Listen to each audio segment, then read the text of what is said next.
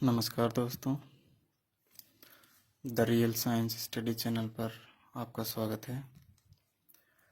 हम रीड की श्रृंखला में एक टॉपिक डाल चुके हैं वीडियो में, परमाणु संरचना वाला। अगला अपना टॉपिक है फिजिक्स का गति एवं बल, मोशन एवं फोर्स। अब देखो, जितनी भी भौतिक राशियां हैं उन्हें दो भागों में बांट देते हैं अपन, अदिश राशि और सदिश राशि। अदिश राशि वे होती हैं जिन्हें व्यक्त करने के लिए केवल और केवल परिमाण की आवश्यकता होती है, दिशा की आवश्यकता इसमें नहीं होती है, जैसे द्रव्यमान, समय, चाल, घनत्व, ऊर्जा और शक्ति। अदिश राशियों में हमें दिशा की आवश्यकता नहीं होती है। सदिश राशियों में हमें दिशा की आवश्यकता होती है प्लस परिमाण की भी आवश्यकता होती है। अर्थात सदिश राशियों में परिमाण एवं दिशा दोनों की आवश्यकता होती है। इसके उदाहरण हैं बल, विस्थापन, वेग।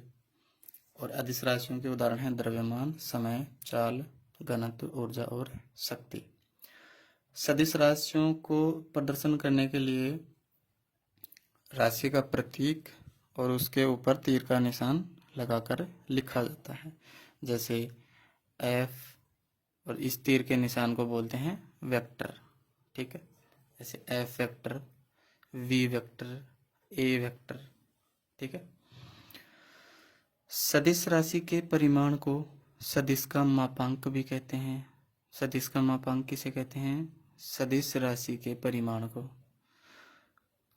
जैसे ए वेक्टर का परिमाण मतलब उसका धन योग, मतलब माइनस की कोई संख्या नहीं होगी, इसमें सारी संख्याएं प्लस की होंगी। अगर माइनस की भी होगी तो वो भी प्लस की हो जाएगी।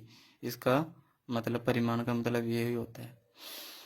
एकांक सदिश, एकांक सदिश को एक कैप, इसको कैप बोलते हैं। ठीक है, कैप से प्रदर्शन करते हैं इसका। इसे इकाई सदिश भी कहते हैं। ठीक है, इकाई सदिश और एकांक सदिश कुछ भी बोलो, एक ही बात है। ए वेक्टर और इसके साथ में हम गुणा कर देंगे परिमाण के साथ में ए कैप का, तो ये इकाई सदिश प्राप्त हो जाएगा अपन। अब ए कैप का मान निकालेंगे तो ए कैप को इधर रहने दो, इसको नीचे ले जाओ, तो ये क्या बन जाएगा? ए वेक्टर अपॉन 1, ए वेक्टर अपॉन ए वेक्टर का परिमाण, यानी सदिश बटे सदिश का परिमाण। ठीक है, किसी सदिश में उसके परिमाण का भाग देने पर उसकी दिशा में एकांक सदिश प्राप्त होता है। जैसे ये हो गया सदिश और ये हो गया सदिश का परिमाण। इस सदिश में सदिश का परिमाण का भाग दे लेंगे तो अपने को एक कैप प्राप्त हो जाएगा। ठीक है, अब हम बात करते हैं गति की। किसी वस्तु की स्थिति का समय के साथ निरंतर बदलना गति कहलाता है। अर्थात कोई भी वस्तु है वो समय के साथ बदलेगी। t1 समय पर कोई वस्तु यहाँ है तो वह t2 समय पर यहाँ आ जाएगी, तो वस्तु की स्थिति में परिवर्तन हो रहा है। अब गति भौतिक राशि नहीं है, गति भौतिक राशि नहीं है तो ये ना तो सदिश होगी और ना ही अदिश होगी। ठीक है, निर्देश बिंदु क्या होता है? किसी भी वस्तु की स्थिति एवं गति को जिस बिंदु से दर्शाते हैं वह निर्देश बिंदु कहलाता है। ठीक है, जैसे किसी वस्तु को अपन ने यहाँ दर्शाया। अब निर्देश बिंदु के लिए देखो 3 चीजें होती हैं, x, y और z। ये तो y होता है, ये x होता है, और ये तीसरा जो बाहर की तरफ यहाँ दिख नहीं सकता वो z होता है। ठीक है, जैसे अपन इसको इस तरह से समझा सकते हैं, इसको इस तरह से, ये बाहर की तरफ होगा, ये x इधर वाला और ऊपर की तरफ वाई, ये एक्स, और ये बाहर की तरफ निकला हुआ जेड होगा। ठीक है, अब यहाँ पे बात करेंगे बिंदु। अब कोई बिंदु यहाँ पर है तो उसकी दिशा का कैसे बताएंगे। अब इधर उत्तर दिशा होती है ऊपर की तरफ, नीचे दक्षिण हो गया, इधर पूर्व और इधर पश्चिम। तो कोई अगर वस्तु यहाँ पर है तो ये दक्षिण पूर्व और उत्तर के बीच में है, पूर्व और उत्तर के बीच में, तो ये उत्तर पूर्व हो गया। कोई अगर इधर वस्तु रखी है यहाँ पर जैसे ये वस्तु यहाँ पर रखी है तो ये पूर्व दिशा में है। कोई वस्तु इधर है तो ये पश्चिम दिशा में है, ऊपर है तो उत्तर दिशा में है। ठीक है, तो निर्देश बिंदु के सापेक्ष वस्तु की स्थिति में समय के साथ परिवर्तन, यही गति कहलाता है। जैसे किसी समय पे वस्तु यहाँ है, यहाँ पे आ गई, फिर और दूसरी जगह हो जाएगी, तो समय के साथ स्थिति में परिवर्तन हो रहा है, अर्थात वस्तु की स्थिति समय के सापेक्ष बदल रही है, यही गति कहलाता है। द्रव्यमान केंद्र, जिस एक बिंदु पर वस्तु का संपूर्ण द्रव्यमान केंद्रित होता है, जैसे कि अपने पास एक कोई बुक हो गई, उस बुक को अपन एक ऐसे बिंदु पर एकत्रित कर देंगे उसको कि जैसे मैं मेरे हाथ के ऊपर कोई भी कॉपी है उसको मैं रख लेता हूँ, जैसे ये पेन है। अब इस पेन का कोई भी एक बिंदु ऐसा है जहाँ पर ये पेन क्या है, इसका द्रव्यमान बिल्कुल, जैसे अब ये हो गया हवा में है, स्थिर है बिल्कुल, तो ये इसका द्रव्यमान केंद्र हो जाएगा, जिस पर इस पेन का पूरा द्रव्यमान केंद्रित है, तो इसको क्या बोलेंगे, द्रव्यमान केंद्र। दूरी एवं विस्थापन, डिस्टेंस एंड डिस्प्लेसमेंट। दूरी दो बिंदुओं को मिलाने वाली रेखा की लंबाई को दूरी कहते हैं। जैसे एक बिंदु ये है और एक बिंदु ये है, अब यहाँ से कोई वस्तु यहाँ पहुँच गई तो ये जो रेखा की जो लंबाई होगी ये दूरी कहलाती है। ठीक है, और विस्थापन क्या है, वस्तु की प्रारंभिक एवं अंतिम स्थिति के सरल रेखा के बीच की दूरी। जैसे यहाँ पर कोई वस्तु रखी है, वो पहले इधर गई, फिर इधर गई, यहाँ तक पहुँच गई, ये 2 मीटर है, ये 3 मीटर है, तो दूरी कितनी होगी, 2 मीटर चली और 3 मीटर चली, तो 3 + 2 5 मीटर की हो गई, दूरी तो 5 मीटर की हो गई। लेकिन विस्थापन कितना हुआ, विस्थापन में क्या होता है, बीच की सरल रेखीय दूरी, मतलब छोटी से छोटी दूरी, यानी ये वाली दूरी, ये वाली दूरी क्या होगी, विस्थापन। यानी कि वस्तु की प्रारंभिक स्थिति और अंतिम स्थिति के बीच की सरल रेखीय दूरी क्या कहलाती है, विस्थापन। कोई भी वस्तु अगर परिवर्तन हो रहा है उसका स्थान, तो कुछ ना कुछ दूरी वो जरूर तय करेगी, इसलिए दूरी का मान कभी भी शून्य नहीं होता है अगर वस्तु परिवर्तनशील है तो। हाँ, विस्थापन शून्य हो सकता है, जैसे मान लो कोई वस्तु यहाँ है, वो यहाँ से यहाँ गई, फिर इधर से इधर गई और वापस यहाँ से यहाँ गई, तो इसका विस्थापन कहाँ हुआ, प्रारंभ में भी यहीं थी और घूम फिर के लौट के भी इधर ही आ गई, तो विस्थापन क्या हुआ इसका, शून्य विस्थापन। विस्थापन शून्य हो सकता है लेकिन दूरी शून्य नहीं हो सकती। आगे बात करेंगे हम चाल की, स्पीड की। चाल एक अदिश राशि है।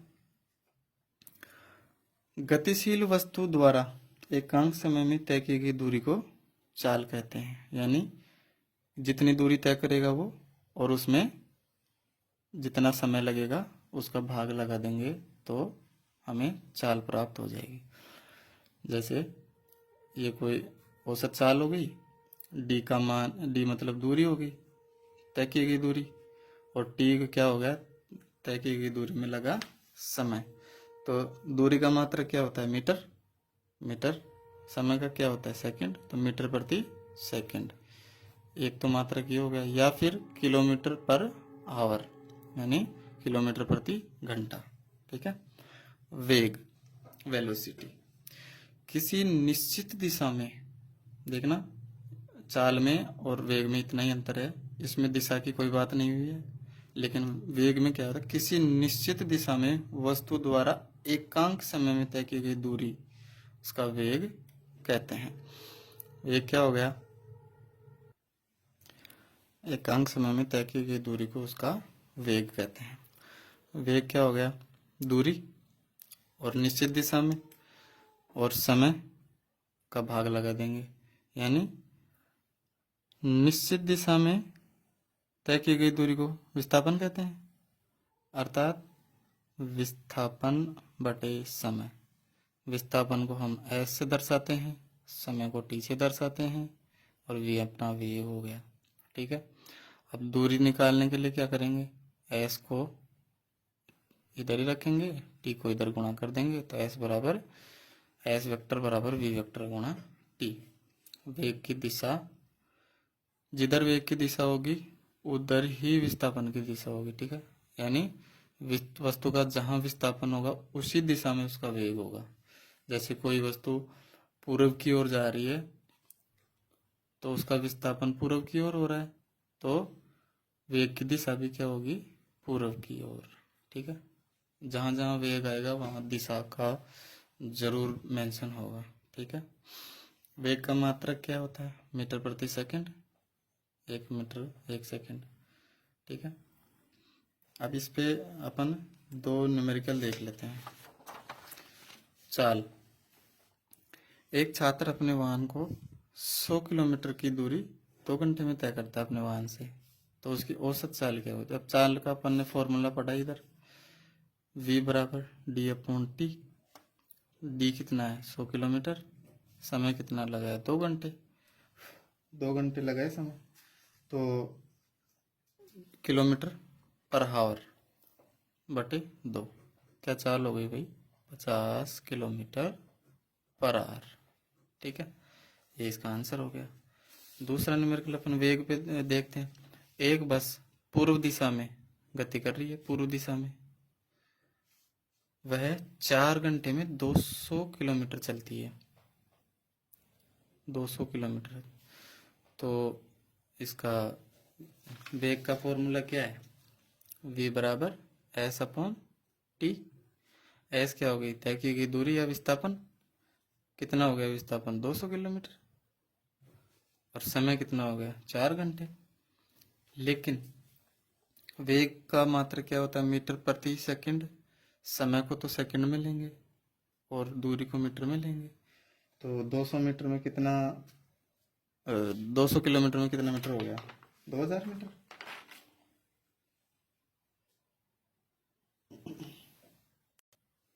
कितना हो गया 2000 मीटर, तो 200 इंटू 1000 अपॉन, ये कितना हो गया, इसमें 4 घंटे हो गए, तो 4 इंटू 60 इंटू 60। ठीक है। अब देखो 4 से काटो, 4 पंजे 20, 50, ये 2 जीरो इधर से गई। अब ये कितना हो गया 500 बटे 6 इंटू 6। अब इसको 2 से काट लो, इधर भी 2 से काट लो, 3 3 बच जाएगा, इधर 250, 250 का आधा 125, यानी 125 बटे 9। कितना हो गया ये, 9 एकम 9, कितना बचा 3, 9 30 27, 13 पॉइंट, ये हो गया 50, 13.5 मीटर प्रति सेकंड।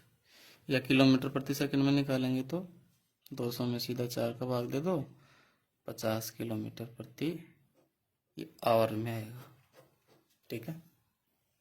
अब चाल और वेग में अंतर देखो। चाल अदिश राशि है, वेग सदिश राशि है। गति के परिमाण का बोध, भिन्न भिन्न दिशाओं में चाल समान होगी, यानी इसमें गति के परिमाण का बोध होगा। भाई गति का परिमाण है, इसमें परिमाण के साथ साथ दिशा, यानी गति और परिमाण और दिशा दोनों की जरूरत होती है। भिन्न भिन्न दिशाओं में चाल समान हो सकती है। जैसे कि कोई व्यक्ति स्कूल में गया 200 मीटर प्रति घंटे के हिसाब से, और वापस घर लौट के आया तो वो भी वो 200 मीटर प्रति घंटे के हिसाब से लौट के आया। तो इसमें भिन्न भिन्न दिशाओं में चाल समान होती है। इसमें भिन्न भिन्न दिशाओं में वेग भी समान हो सकता है, लेकिन दिशा दिशा भिन्न हो जाएगी। जैसे इतनी चाल से, इतने वेग से गया और इतने वेग से वापस आया, तो वापस आने वाला वेग क्या हो जाएगा? ऋणात्मक। इसलिए वेग भिन्न भिन्न दिशाओं में भिन्न होंगे। दिशा भिन्न होते ही वेग बदल जाएगा। अगर चाल समान है और दिशा अलग अलग होगी तो वेग भी बदल जाएंगे। गति के प्रकार देखो, गति कितने प्रकार की होती है? सरल रेखीय गति, एक सरल रेखा के अनुदिश चलेगी। वृत्ताकार, वृत्ताकार वृत्त के रूप में चलेगी। दोलन, दोलन गति क्या है? एक स्थिति के इर्द गिर्द, एक स्थिति के सिर्फ इर्द गिर्द घूमता है दोलन गति में, ठीक है। समान समय अंतराल में निरंतर गति दोहराई जाती है। आवर्ती क्या है? एक सेकंड में होने वाले कंपन या दोलन की संख्या को हम आवर्ती कहते हैं। आवर्ती का मात्रक क्या है? हर्ट्ज। हर्ट्ज को अपन जैसे अपने हृदय की धड़कन है, 1/सेकंड से इसको निकालते हैं, एक में कितनी सेकंड हो गई। जैसे हृदय 1 मिनट में 72 बार धड़कता है, ठीक है। तो 72/60 इसको निकालेंगे तो कितना हो जाएगा? ये 72/60 कितना हो जाएगा? 1.2 हर्ट्ज। यानी एक सेकंड में कितनी बार धड़कता है? 1.2, ठीक है। अब गति की और चीजें देखते हैं। एक समान गति, यूनिफॉर्म मोशन। जब कोई वस्तु समान समय अंतराल में समान दूरी तय करती है, ठीक है।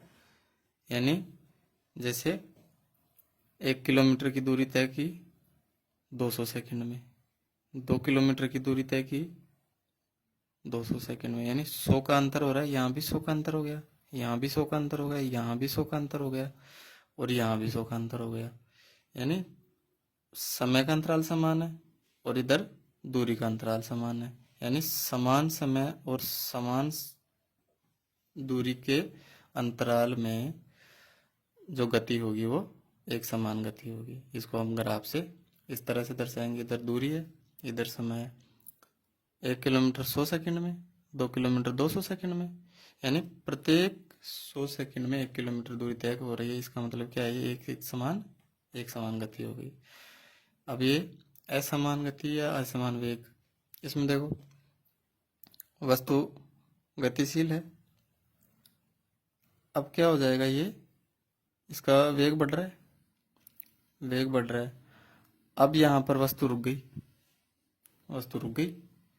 तो अब इसका वेग क्या हो जाएगा? बिल्कुल 0। अब जैसे 2 किलोमीटर हम आगे चले गए, फिर हम वहाँ रुके और फिर हम वापस आ गए, ठीक है। तो ये क्या हो गया? अपन जैसे ये 50 किलोमीटर पर आवर से गए, यहाँ रुकने का समय ये हो गया, और हम 60 किलोमीटर पर आवर से वापस आ गए 60 किलोमीटर पर। तो ये गति अलग हो गई, ये अलग हो गई और ये अलग हो गई। यानी हर समय अंतराल में क्या हो रहा है? दूरी अलग अलग हो रही है हर समय अंतराल में। इसलिए ये असमान गति या असमान वेग का समीकरण होगा। एग्जाम में सीधा आएगा, निम्न में से एक समान गति का ग्राफ बताइए, तो ये करना है। असमान गति का ग्राफ पूछे तो ये करना है। असमान गति या त्वरण, non uniform motion and acceleration. अब देखो असमान गति अपन ने यहाँ देख ली कि इस भिन्न समय अंतराल होगा और भिन्न दूरी हो जाएगी। त्वरण किसी वस्तु के वेग में समय के सापेक्ष परिवर्तन, किसी वस्तु के वेग में समय के सापेक्ष परिवर्तन, वेग में परिवर्तन होगा और परिवर्तन में कितना समय लगा, उससे अपन त्वरण निकालेंगे। इसको ऐसे भी डिनोट करेंगे। वेग में परिवर्तन क्या होता है? अंतिम वेग माइनस प्रारंभिक वेग बटे समय। मात्रक क्या होता है इसका? मीटर पर सेकंड स्क्वायर। अब सेकंड स्क्वायर कैसे आया? वेग का मात्रक कितना होता है? मीटर पर सेकंड। और समय का मात्रक क्या होता है? सेकंड। तो मीटर पर सेकंड, मीटर बटे सेकंड, और समय का मात्रक क्या हो जाएगा? 1/सेकंड। तो ये सेकंड 1 और 1 सेकंड 2, तो ये क्या हो जाएगा? सेकंड का स्क्वायर। तो त्वरण का मात्रक क्या होता है? मीटर प्रति सेकंड स्क्वायर। ठीक है। अब गति का ग्राफी निरूपण देखते हैं अपन। जब वस्तु एक समान वेग से गतिशील है, अगर वस्तु एक समान वेग से गतिशील है तो उसका ग्राफ ऐसा बनता है।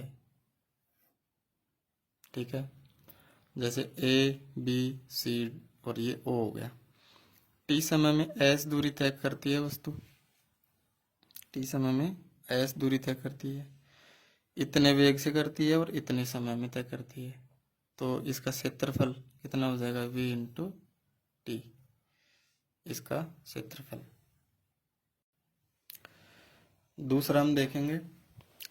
अभी हमने देखा एक वेग वाली देख ली, एक समान वेग से। अब देखेंगे वस्तु एक समान त्वरण से गतिशील है। इसी नियम से न्यूटन के तीनों समीकरण निकलेंगे, इसी नियम के आधार पर। वस्तु एक समान त्वरण से गतिशील है, न्यूटन के सभी समीकरण यहीं से निकलेंगे अपने। अब देखो, यहाँ कोई वस्तु थी, यहाँ गई, फिर यहाँ से यहाँ आ गई लौट के। तो अब देखो इसमें क्या होता है, यदि एक समान त्वरण है, ठीक है, एक समान त्वरण, त्वरण को ए से डिनोट करते हैं। ए बराबर क्या होता है? अंतिम वेग माइनस प्रारंभिक वेग बटे टी। टी का गुणा इधर करेंगे तो ये v माइनस यू, ये ए टी इधर आ गया। अब अपने को v चाहिए, v चाहिएगा तो ये u उधर जाके प्लस का हो जाएगा, तो u प्लस ए टी। ये क्या है? न्यूटन का पहला समीकरण। u v बराबर u प्लस ए टी। ये अंतिम वेग है, ये प्रारंभिक वेग है, ये त्वरण है और ये समय है। ठीक है, ये पहला समीकरण हो गया अपना। दूसरा समीकरण कहाँ से आया? ए ओ सी डी का क्षेत्रफल, ए ओ सी डी, ये आयत हो गया। आयत का क्षेत्रफल कितना होता है? लंबाई गुणा चौड़ाई। इसका मतलब यू तो इसकी लंबाई होगी और ये टी इसकी चौड़ाई होगी, तो यू टी बन गया ना। और प्लस में ये वाला कितना हुआ? ये त्रिभुज हो गया। त्रिभुज का क्षेत्रफल क्या होता है? 1/2 आधार इंटू ऊंचाई। आधार कितना है इसका? यू टी, टी हो गया आधार, और ये ऊंचाई कितनी हो गई? 80। तो टी गुणा 80 कितना हो जाएगा? ये 80 स्क्वायर हो जाएगा। 80 स्क्वायर हो गया तो U T plus half 80 square, ये क्या हो गया? सेकंड समीकरण हो गया। ठीक है। अब इसी के तर्ज के आधार पर इसका तीसरा समीकरण क्या हो जाएगा? अब इसमें यहाँ पर अपन रखेंगे t बराबर v माइनस यू अपॉन ए, क्योंकि अपन इधर से देखा a बराबर क्या होता है? v minus you upon T. तो t अगर निकालना है अपने को तो a को नीचे लेके आएंगे, तो t कहाँ से निकलेगा? यहाँ से। अब इस t को यहाँ भी रख दो और यहाँ भी रख दो, t का मान दोनों जगह रख दो, दोनों जगह इसका मान रखेंगे, इसको सोल्व करेंगे तो क्या होगा? 2as v square minus u square आ जाएगा। अब ये तो आप कर लेना कैलकुलेशन, तो इजी है। ठीक है भाई, इस u का अंदर गुणा करेंगे, u भी हो जाएगा, इस u से इसको u स्क्वायर हो जाएगा। इधर इधर इसको स्क्वायर को खोलेंगे तो कितना हो जाएगा? a माइनस बी का, तो a माइनस बी के हिसाब से इसको कर लेना, v square A minus you minus 2uv। अब इसको सोल्व करेंगे तो क्या हो जाएगा, 2as बराबर v square minus u square. अब v square minus u square कुछ नहीं है, इसको इधर लिखा है, इसको इधर लिखा है। अब इसको वी स्क्वायर यानी अंतिम वेग, ये प्रारंभिक वेग, ये त्वरण और ये दूरी।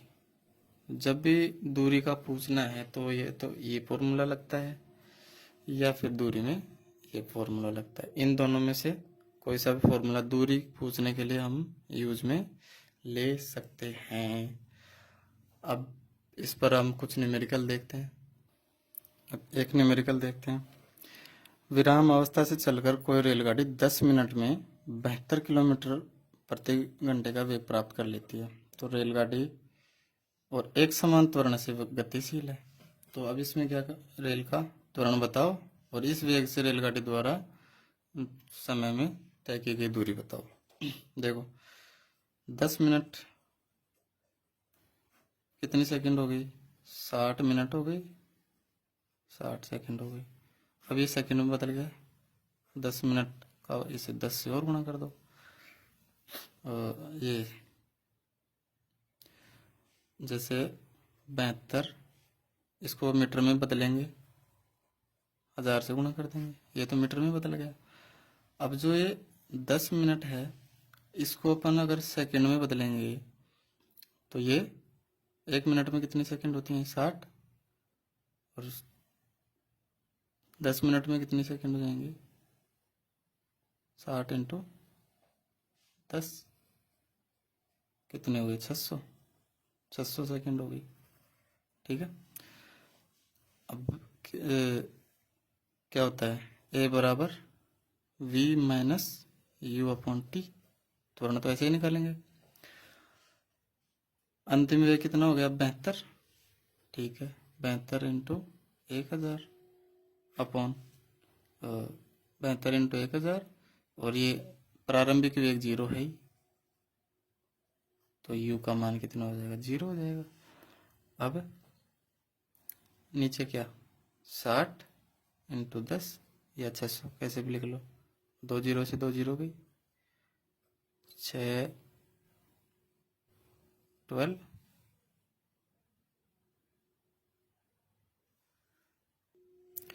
देखिए इसमें पहले अपन वेग निकालेंगे।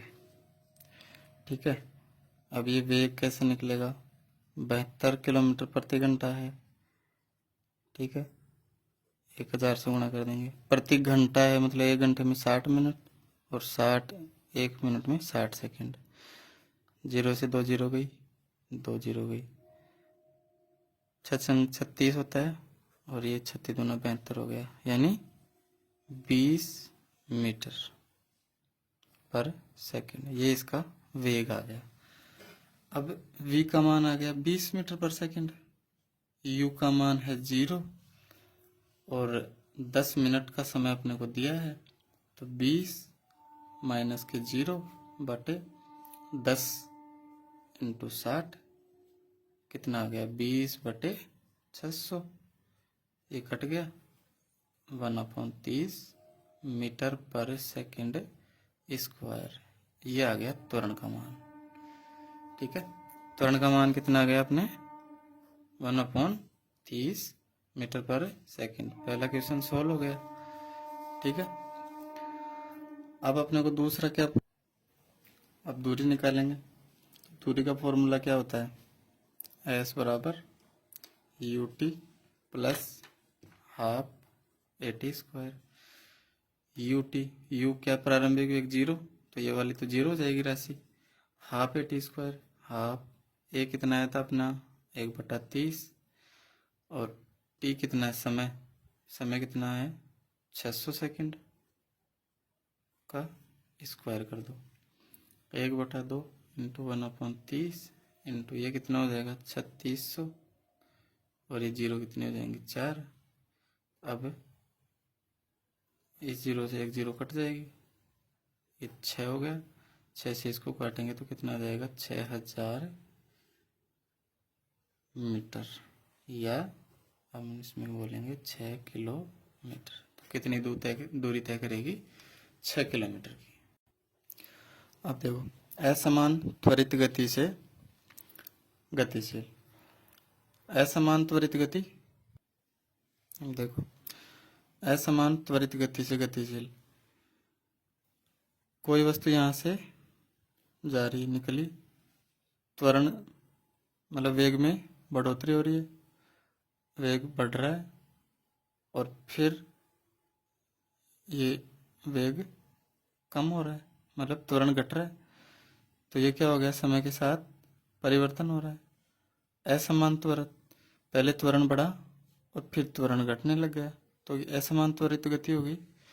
दूसरा देखो, यहाँ से वेग बढ़ा, त्वरण जा रहा है, यहाँ पे देखो त्वरण धनात्मक होगा, इधर धनात्मक हो जाएगा, और इधर क्या हो जाएगा? ऋणात्मक हो जाएगा।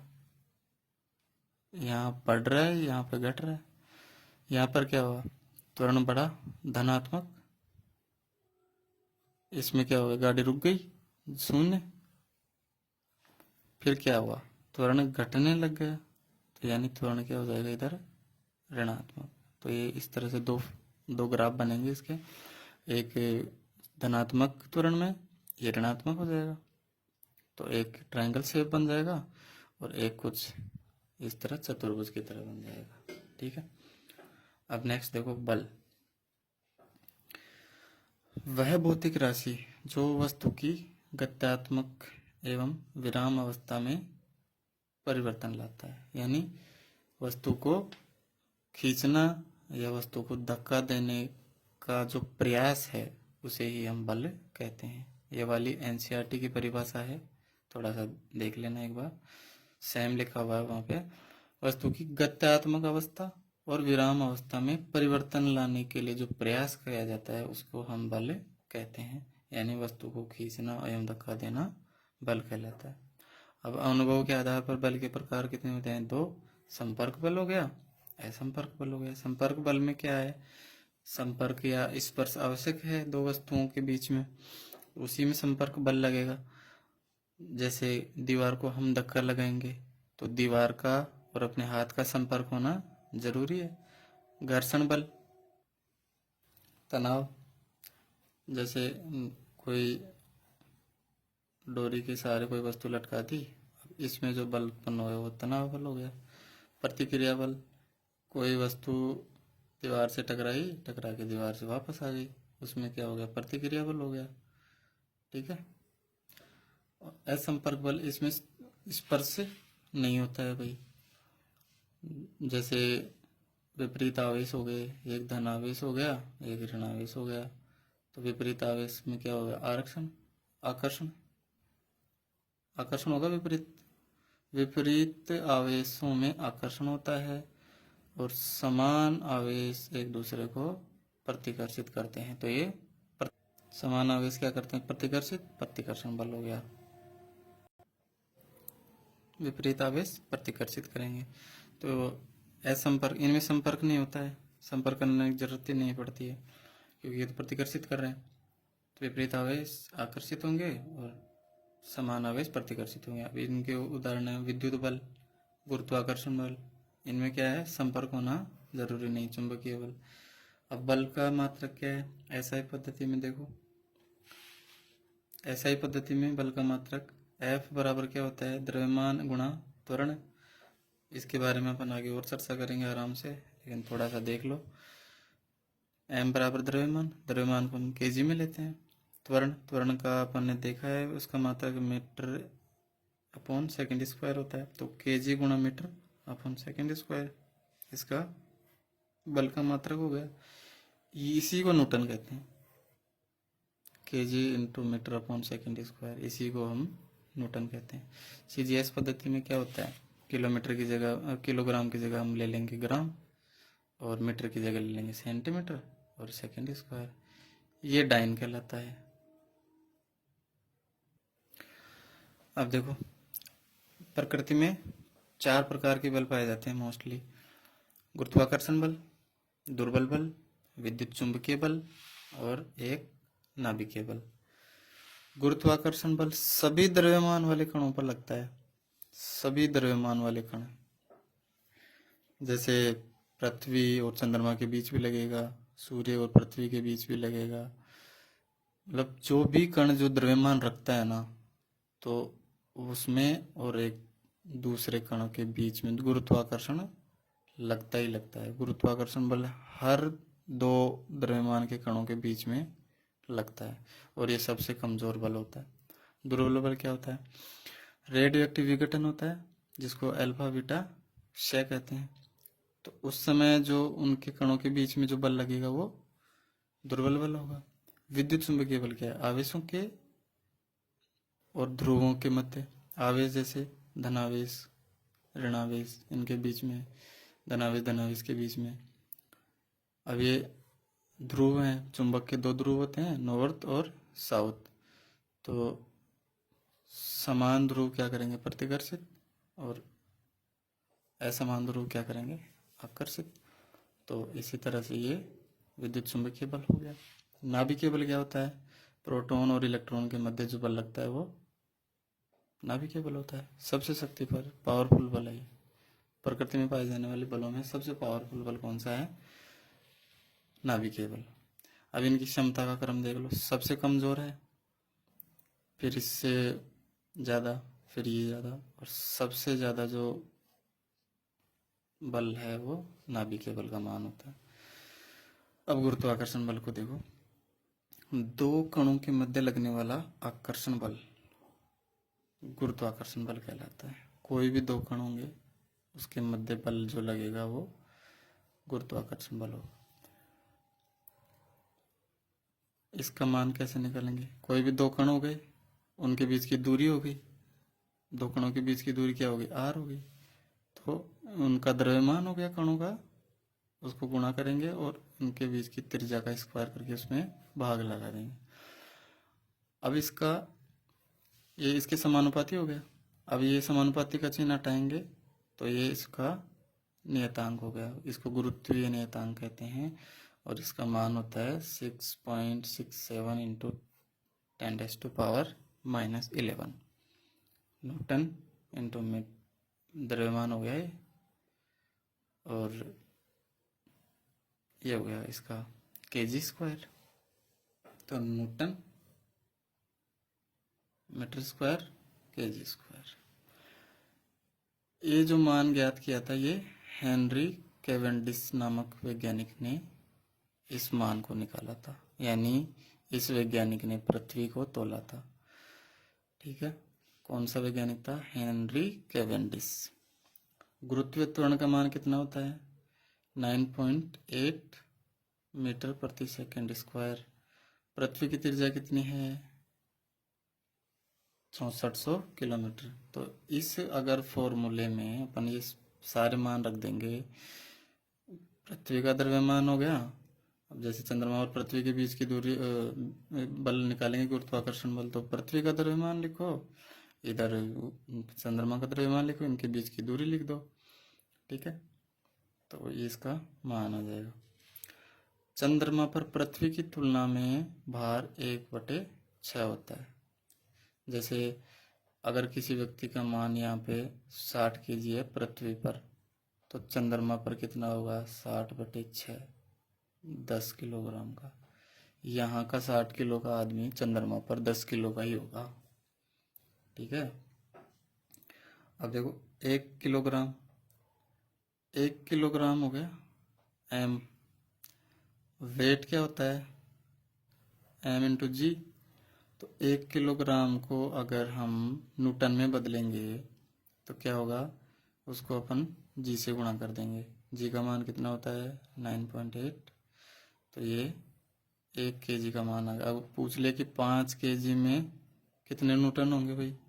तो 5 इंटू 9.8, ठीक है, 8×5 = 40, 4 9×5 = 45 और 4 49, कितना न्यूटन हो गया?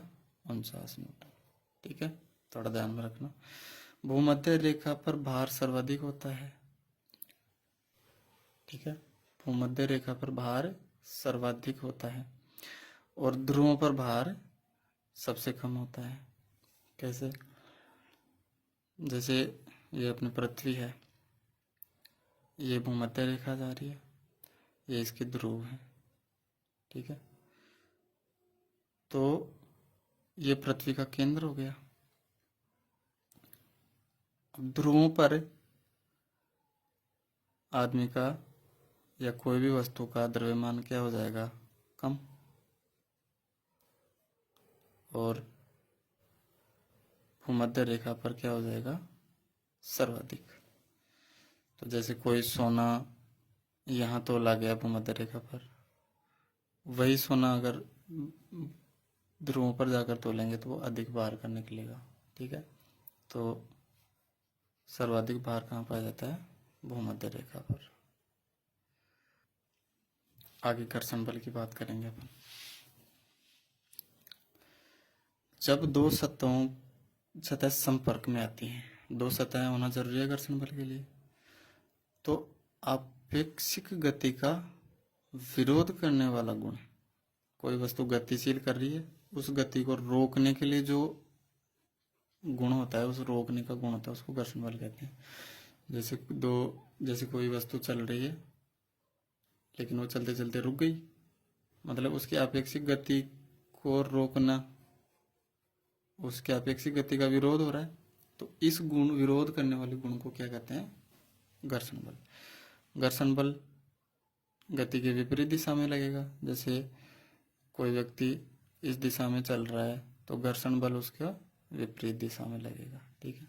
अब घर्षण बल के दो प्रकार हो गए। स्थैतिक घर्षण बल हो गया, एक गतिक घर्षण बल। ये गतिशील वस्तुओं में लग जाएगा, ये एक जगह ठहरी हुई वस्तुओं में लग जाएगा, जो एक जगह गति नहीं कर रही है, मतलब कि बिना गति करने वाली वस्तुओं में स्थैतिक घर्षण बल होगा, और जो गतिशील वस्तु है उसको हम गतिक घर्षण बल कहेंगे। ये दो प्रकार के हो गए, सर्पी और लोटनी। सर्पी घर्षण बल जिसमें मान लो इस तरह की गति हो गई। लोटनी गति क्या हो जाएगी? जैसे गाड़ी के टायर वगैरह, ठीक है, तो इस तरह की जो गति होगी वो लोटनी गति हो जाएगी, लोटनी घर्षण हो जाएगा। लोटनी घर्षण सबसे कम होता है मान का। क्षमता की बात करेंगे तो स्थैतिक घर्षण का मान सबसे ज़्यादा होता है, फिर उसके बाद सर्पी घर्षण का, और लोटनी घर्षण का मान सबसे कम होता है। वस्तु की गति प्रारंभ होने से पूर्व जो घर्षण बल लगता है उसको स्थैतिक घर्षण बल कहते हैं। इसको स्वतः समायोजित बल भी कहते हैं। घर्षण को कम करने के लिए क्या प्रयोग में लेते हैं? उभार समाप्त कर सकते हैं। जैसे कोई किसी वस्तु की सतह पर उभार है तो उसमें घर्षण ज़्यादा लगेगा, तो उन उभारों को समाप्त कर दो घिस कर या किसी भी तरीके से, तो वो वस्तु का घर्षण कम हो जाएगा। सतह पर पाउडर डालकर, जैसे कैरम बोर्ड होता है, उस पर जो आप खेलने के लिए पाउडर डाल लेते हैं ताकि जो कैरम बोर्ड को जो उंगली से हम धक्का लगाएंगे उसमें जो घर्षण बल हो वो कम लगेगा। बॉल बेरिंग तो जानते ही हो, ऐसे बीच में, फिर इसके अंदर एक छोटा बेरिंग होता है, तो इसके बीच में क्या है? धातु के बीच में गोले गोले लगे रहते हैं। अब जैसे ये ऊपर वाला बाहर वाला जो सर्कल घूमेगा तो ये घर्षण को कम कर देंगे। स्नैक ग्रीस जानते हो, गाड़ी में ग्रीस लगाते हैं, यानी कि उनको घर्षण कम कर देते, चिकनी सतह हो जाती है। गिरने आदि का प्रयोग।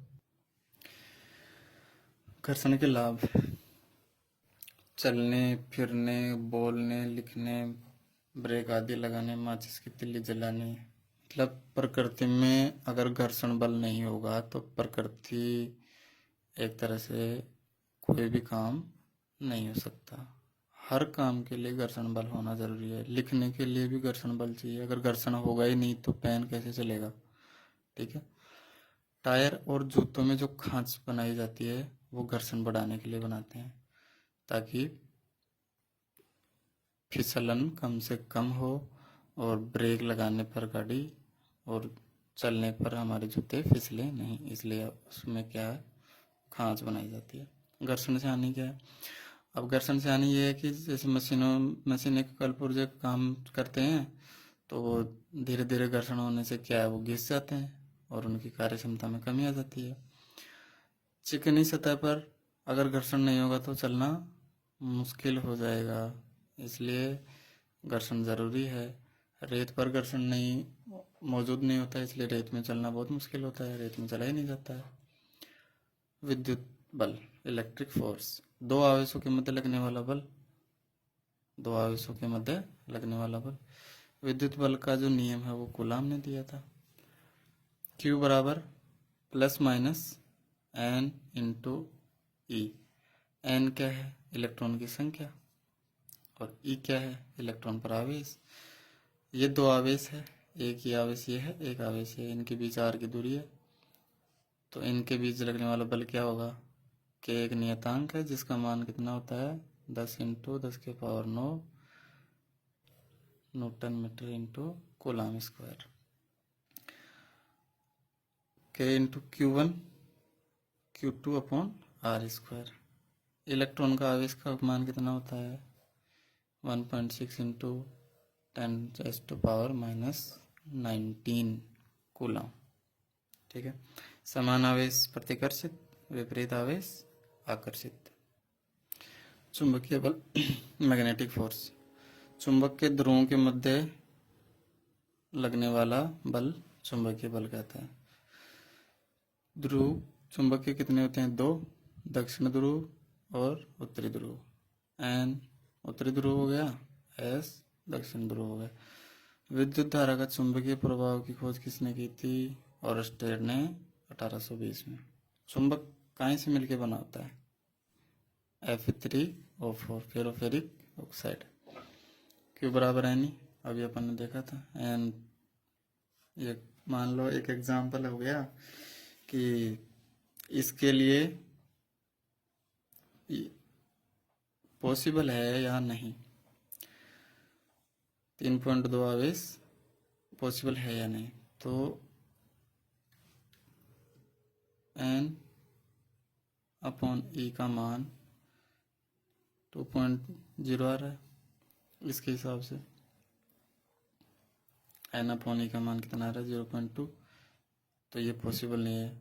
अगर एन अपॉन ई का मान पूर्णांक में आता है, जैसे 1 2 3, तो ही वो आवेश संभव होता है, अन्यथा संभव नहीं होता है। पॉइंटों में संभव नहीं होता है। एन अपॉन ई का मान पॉइंटों में संभव नहीं है। एन अपॉन ई का मान पूर्णांक में आना जरूरी है, क्योंकि ये संभव नहीं होता है, ये सिर्फ पूर्णांक में ही होता है, पूर्ण गुणज में होना चाहिए। स्थायी चुंबक, स्थायी चुंबक किससे, स्टील से मिलकर बनती है। स्टील एक मिश्र धातु है। स्टील किससे मिलकर बनती है, एल्यूमिनियम, निकल और कोबाल्ट। अल्निको, ठीक है, याद रखने के लिए अल्निको, अल्निको याद रखने की ट्रिक है। अस्थायी चुंबक नरम लोहे से बनती है, जो विद्युत प्रवाह करती है उसमें चुंबकीय गुण आ जाते हैं। छड़ चुंबक, छड़ चुंबक इस तरह की चुंबक होती है, ठीक है। इसकी प्रभावकारी लंबाई, मतलब जो इसकी प्रभावकारी लंबाई है वो 5/6 इंटू वास्तविक लंबाई है। आपसे सीधा क्वेश्चन आएगा, इसकी प्रभावकारी लंबाई इतनी है तो इसकी वास्तविक लंबाई निकालो, इसकी वास्तविक लंबाई इतनी है तो प्रभावकारी लंबाई निकालो। जो भी पूछेगा एक मान देगा, वहाँ पर रख देंगे और काटा पीटी करके अपन निकाल लेंगे, ठीक है। जैसे मान लो कोई भी वस्तु है, जैसे इसकी लंबाई दे दी कि प्रभावकारी लंबाई है इसकी 6 सेंटीमीटर, और अब आप वास्तविक लंबाई निकालो, तो प्रभावकारी लंबाई की जगह 6 रख दो। अब ये 6 इधर गुणा होंगे और इधर 5 का भाग लग जाएगा, तो 36/5, जो भी आंसर आएगा वो निकाल लेना। ध्रुवों पर आकर्षण समान होगा और सर्वाधिक होगा, क्योंकि जो चुंबकीय क्षेत्र है वो ध्रुवों पर सर्वाधिक होता है। ध्रुवों के पास में सघन होता है, उसका घनत्व ज़्यादा होता है चुंबकीय बल रेखाओं का। स्वतंत्र अवस्था में लटकाने पर यह उत्तर और दक्षिण दिशा में रुकता है। अगर किसी भी छड़ चुंबक को स्वतंत्र अवस्था में लटका देंगे तो वो एन और एस दिशा में ही रुकेगा। चुंबकीय बल रेखाएं एन से निकलती हैं और एस में प्रवेश करती हैं। एन से निकलती हैं, एस में प्रवेश करती हैं, एन से निकलती हैं, एस में प्रवेश करती हैं। लेकिन चुंबक के अंदर क्या होता है, ये एस से एन, ठीक है। तो इसलिए क्या हो गया, एक तरह का सर्कल के रूप में बंद परिपथ बन गया एक तरीके से, ठीक है। तो इस तरह से बल रेखाएं गति करती हैं। चुंबकीय बल रेखाएं कभी एक दूसरे को नहीं काटती है भाई। एक चुंबकीय बल रेखा ऐसे जा रही है, दूसरी ऐसे जा रही है, तो इसको ये काटेगी कभी नहीं। सबका अपना अपना अलग परिपथ होगा, एक दूसरे को काटते नहीं है। चुंबकत्व के आधार पर प्रतिचुंबकीय पदार्थ, अनुचुंबकीय पदार्थ और लोहचुंबकीय पदार्थ। प्रतिचुंबकीय पदार्थ जिनमें चुंबकीय गुण के विपरीत, मतलब कि वो चुंबकीय क्षेत्र से प्रतिकर्षित होंगे। जैसे ही उनके पास चुंबक लाया जाएगा वो चुंबक से दूर हटेंगे, ये प्रतिचुंबकीय हो गए। अनुचुंबकीय जिनमें चुंबकीय गुण तो होते हैं लेकिन थोड़े कम होते हैं। और लोह चुंबकीय पदार्थ जिनमें चुंबकीय गुण सर्वाधिक होते हैं, जैसे नमक, H2, ये प्रतिचुंबकीय पदार्थ हो गए। अनुचुंबकीय पदार्थ में जैसे एल्युमिनियम, कैल्शियम और जो भी सोडियम की धातु है। और लोह चुंबकीय पदार्थ जैसे फेरस, कोबाल्ट, निकल, लोहा, कोबाल्ट, निकल, फेकोनी, ठीक है, याद रखने की ट्रिक है, फेकोनी। अगर प्रतिचुंबकीय पदार्थ को दो ध्रुवों के बीच में रखेंगे तो वो लंबवत रुकेगा। प्रतिचुंबकीय पदार्थ क्या होगा, लंबवत रुकेगा, इस तरह से। और अगर लोह चुंबकीय पदार्थ है और उसको दो ध्रुवों के बीच में रखेंगे तो वो क्या होगा, समांतर, इस तरह से व्यवस्थित हो जाएगा। ये चीज ध्यान रखना। अगर प्रतिचुंबकीय है तो वो लंबवत रुकेगा और चुंबकीय है तो वो समांतर रुकेगा। न्यूटन की गति के नियम देखते हैं भाई। किसने दिए, सर आइजैक न्यूटन ने। कौन सी पुस्तक में इसका वर्णन है, प्रिंसिपिया, ये एक पुस्तक है न्यूटन की। इसमें कौन से नियमों को आधारशिला बना के ये नियम दिए, गैलीलियो के जो नियम थे उनका अध्ययन करके उनके आधार पर न्यूटन ने गति के नियम दिए। न्यूटन की गति का प्रथम नियम, इसको जड़त्व का नियम भी कहते हैं। अगर कोई वस्तु स्थिर है तो वह स्थिर अवस्था में ही बनी रहेगी, और अगर वो निश्चित वेग से गतिशील है तो वो गति ही करती रहेगी जब तक उस पर कोई बाह्य बल कार्य नहीं करता है। ये इसका जड़त्व का नियम है। इसको दो भागों में बांटते हैं जड़त्व के नियम को, स्थिर अवस्था के जड़त्व का नियम और गतिज अवस्था के जड़त्व का नियम। स्थिर अवस्था जड़त्व का नियम क्या कहता है कि अगर कोई वस्तु स्थिर अवस्था में है तो वो स्थिर ही रहना चाहती है जब तक उस पर कोई बाह्य बल नहीं लगाते। जैसे गिलास के ऊपर सिक्का रखा है, सिक्के गिलास के ऊपर एक गिलास है, उस पर कागज रखा है, कागज के ऊपर सिक्का रख दिए। अब जैसे इस कागज को एकदम से अपन खींचेंगे तो ये सिक्का गिलास के अंदर चला जाएगा, यानी ये सिक्का स्थिर रहना चाहता है, ये गति नहीं करना चाहता, कोई बल नहीं लगा रहा, ये आराम से एक जगह है। लेकिन जैसे ही इस कागज को हम ऐसे खींचेंगे तो ये तो स्थिर अवस्था में था, इस पर तो बल लगा ही नहीं, तो ये सीधा क्या हो गया, नीचे गिलास में आ गया। 8-10 सिक्के जैसे जमा लिए, 8-10 सिक्के ऐसे जमा लिए बिल्कुल ऊपर नीचे।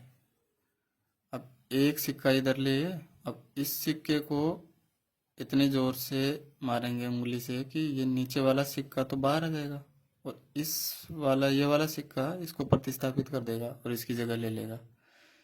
यानी ये सिक्का स्थिर रहना चाहता है लेकिन हमने बाहर से बल लगाया तो ये तो निकल गया और इसकी जगह ये आके रुक गया, ठीक है। ये सिक्का इधर से टकराया, ये वाला तो बाहर निकल गया और इसकी जगह इसने ले ली, यानी इसको प्रतिस्थापित कर दिया इस सिक्के ने। दैनिक जीवन के उदाहरण भाई, स्थिर गाड़ी को अचानक चला देंगे तो जो यात्री बैठा रहता है उसको पीछे की तरफ धक्का लगता है, ये तो आपने महसूस किया होगा काफ़ी बार। कंबल या गद्दे को लटका कर उसको डंडे से चोट मारते हैं तो धूल के कण क्या होते हैं, बाहर निकल जाते हैं, क्योंकि वो स्थिर रहना चाहते हैं, लेकिन अपन ने बाहर से बल लगाया तो वो ऐसे कैसे गिर जाएंगे। फल, पेड़ पर लगे फल, पेड़ को हिलाने पर वो नीचे गिर जाते हैं। फल स्थिर रहना चाहते हैं, लेकिन हमने पेड़ को बल लगाया तो उसमें क्या होगा, फल तो स्थिर रहना चाहता है, लेकिन पेड़ को अपन ने बल से हिलाया तो फल तो हिले नहीं, और इस चक्कर से क्या है, फल तो नीचे गिर गए टूट के और पेड़ हिलने लगा। गति अवस्था की जड़त्व का नियम क्या कहता है? कोई वस्तु गतिशील है तो वो गतिशील अवस्था में ही रहेगी जब तक उस पर कोई बाह्य बल कार्य नहीं करता। जैसे लंबी कूद वाला है, लंबी कूद करने के लिए पहले तेजी से दौड़ के आना पड़ता है, और फिर अचानक से हवा में खिलाड़ी होगा तो हवाई घर्षण बल तो उस पर लगेगा, लेकिन वो उसे बढ़ाने के लिए तेजी से भाग के आता है, इसलिए वो गतिशील अवस्था में रहना चाहता है, लेकिन जब तक बाह्य बल कार्य नहीं करेगा तो वो गतिशील अवस्था में ही रहना चाहेगा। तेज चलती हुई गाड़ी की अचानक ब्रेक लगा दिए, अगर तेज चलती हुई गाड़ी की अचानक ब्रेक लगा देते हैं तो उस गाड़ी में बैठे हुए जो यात्री हैं वो क्या है, आगे की तरफ झुकेंगे, आगे की तरफ झुक जाएंगे, क्योंकि उनका गाड़ी तो रुक जाएगी, लेकिन जो अपने गाड़ी का तो अब वेग 0 हो गया, लेकिन अब उसमें बैठे हैं जो यात्री उनका वेग तो उतना ही है, इसलिए वो आगे की ओर। चलती हुई गाड़ी से उतरते समय गिरना, तेज चल रही है गाड़ी, गाड़ी से चलते उतर रहे हो तो स्वाभाविक है आप गिरोगे, तो चलती हुई गाड़ी से नहीं उतरना है। अपने पूरा शरीर गाड़ी के वेग के बराबर के वेग से गतिशील रहता है, जैसे ही धरती पे पाँव रखेंगे तो अपना वेग 0 हो जाएगा, लेकिन ऊपर के पूरे शरीर का वेग तो उतना ही है, इसलिए हम आगे की तरफ गिरने वाले होते हैं। द्रव्यमान अधिक होगा तो जड़त्व भी अधिक होगा, जिसका जितना वजन होता है उसका जड़त्व भी उतना ही अधिक होता है। अधिक वजन वाले आदमी को या वस्तु को खिसकाना क्या है, मुश्किल होता है, अधिक बल लगाना पड़ता है, मतलब उसका जड़त्व अधिक है, तो अधिक द्रव्यमान वाली वस्तु का जड़त्व भी अधिक होता है। न्यूटन की गति का दूसरा नियम क्या कह रहा है? किसी वस्तु के संवेग परिवर्तन की दर, किसी वस्तु के संवेग परिवर्तन की दर उसी दिशा में होती है जिस दिशा में लगाया गया बल, जिस दिशा में बल लगाया जाता है, यानी समानुपाती होगा बल द्रव्यमान और वेग। प्रारंभिक, ये अंतिम वेग हो गया, ये प्रारंभिक वेग हो गया, और इसमें जो लगा समय है वो m द्रव्यमान है, u वेग है, f बल है, तो t समय बाद में वेग भी हो जाता है v वेक्टर, तो प्रारंभिक समय कितना हो जाएगा p1, यानी m u वेक्टर, t समय बाद p2 m v वेक्टर अंतिम वेग, t समय बाद संवेग में परिवर्तन delta p, p2 minus p1, यानी एम यू वन और M U vector M V vector, M common लेंगे तो V vector minus U vector बचेगा। अतः संवेग में परिवर्तन की दर कितनी होगी, M into V vector minus U vector upon T. Newton के दूसरे नियम से, अब दूसरे नियम से क्या, दूसरा नियम ये है, अब इसमें क्या करेंगे के कहाँ से आया, जब ये समानुपाती का चिन्ह हटाया तो के क्या हुआ, नियतांक के रूप में लगा दिया M into V vector minus U vector upon T. अब देखो ये वस्तु के वेग में परिवर्तन की दर है, और वेग में परिवर्तन की दर को क्या कहते हैं, त्वरण। त्वरण को ए से डिनोट करेंगे, तो ये तो क्या हो गया पूरा ये त्वरण हो गया। त्वरण हो गया तो इस पूरे की जगह अपन ए लिख सकते हैं, क्योंकि त्वरण का मान यही होता है। तो एफ वेक्टर बराबर क्या हो गया, के एम ए वेक्टर। अगर के को अपन एक मान लेंगे तो एफ का मान कितना हो जाएगा, एम ए वेक्टर। देखो अपन ने पीछे भी बात करी थी कि न्यूटन का मान कितना होता है, इतना k g into metre upon second square, ये 1 न्यूटन होता है। इसको या तो न्यूटन बोल दो या k g into metre upon second square बोल दो। 1 न्यूटन बराबर 10⁵ डाइन होते हैं और 1 पाउंडल बराबर 13,825.7 डाइन होती हैं। ठीक है, ये आंकड़े थोड़े से ध्यान रख लेना, कोई पूछ ले तो। तीसरा नियम देखो भाई न्यूटन का। तीसरा नियम क्या कहता है, क्रिया प्रतिक्रिया का नियम। प्रत्येक क्रिया के लिए समान किंतु विपरीत दिशा में प्रतिक्रिया होती है।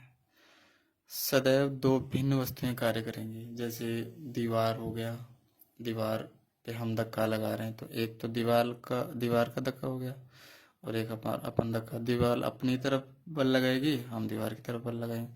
जैसे कोई दीवार है, हमने एक बॉल फेंकी तो कुछ वेग से हम बॉल फेंकी तो उसी बॉल को दीवार भी तो वापस फेंकेगी ना। तो ये क्रिया के विपरीत क्रिया हुई, लेकिन क्या हुआ, दिशा विपरीत हो गई। क्रिया तो हुई लेकिन जो प्रतिक्रिया हुई वो इसके विपरीत हुई। तो समान प्रतिक्रिया हुई लेकिन विपरीत दिशा में हुई। इस चीज को देखना, विपरीत दिशा में।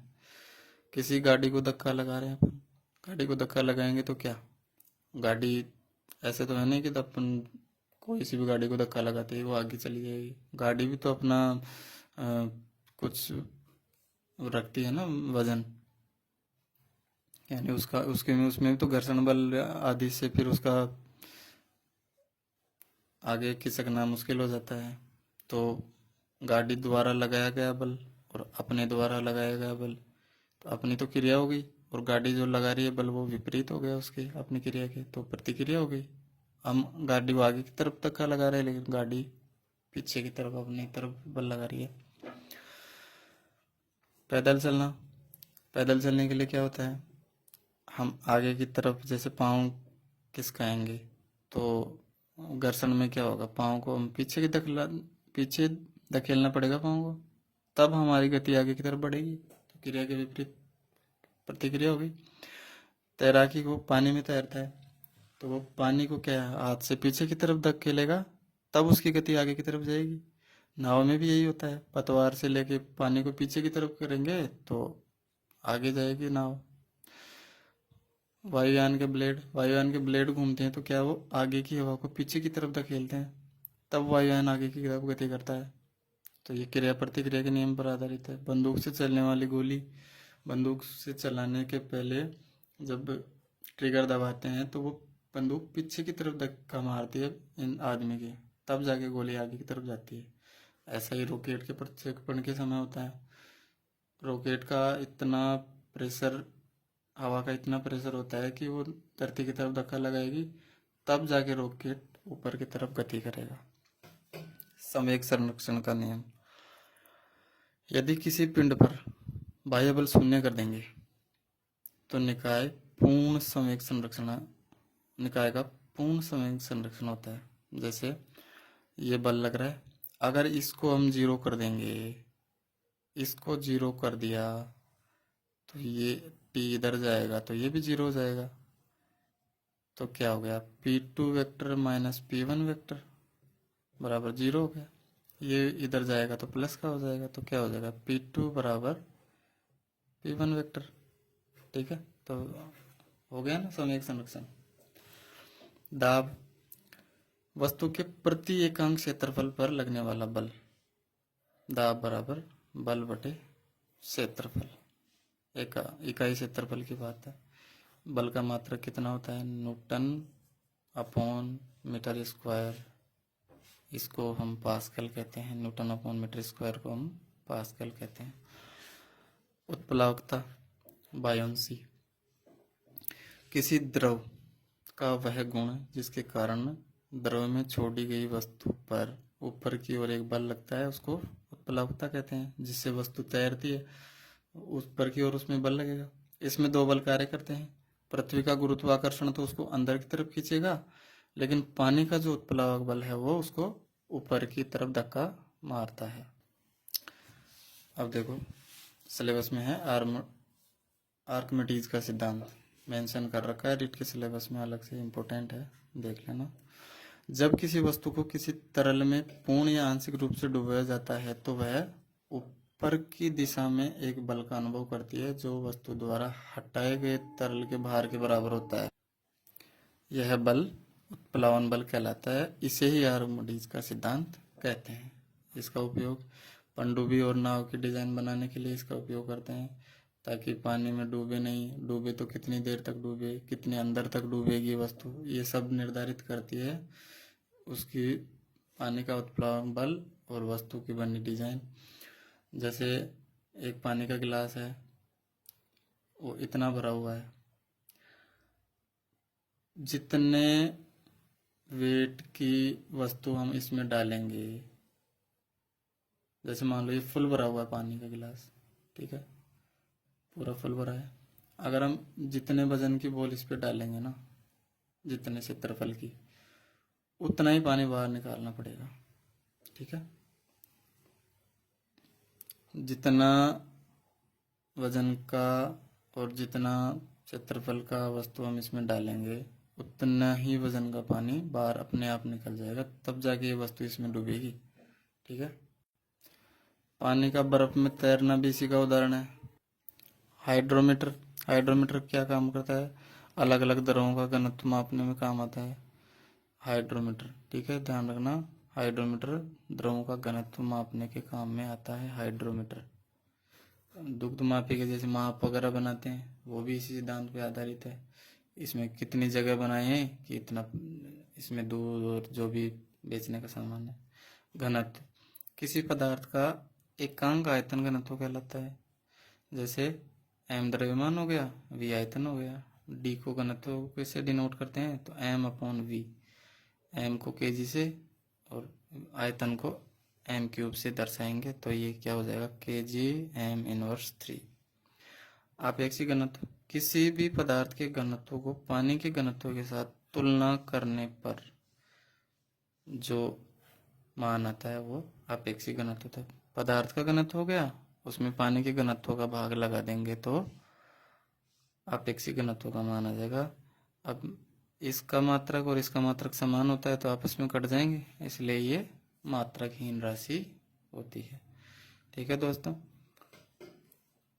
इसको लाइक करना, शेयर करना और चैनल को सब्सक्राइब करना और बताना आगे कि कौन से टॉपिक पर वीडियो बनाया जाए। चैनल को सब्सक्राइब करना मत भूलना, ठीक है। Thank you.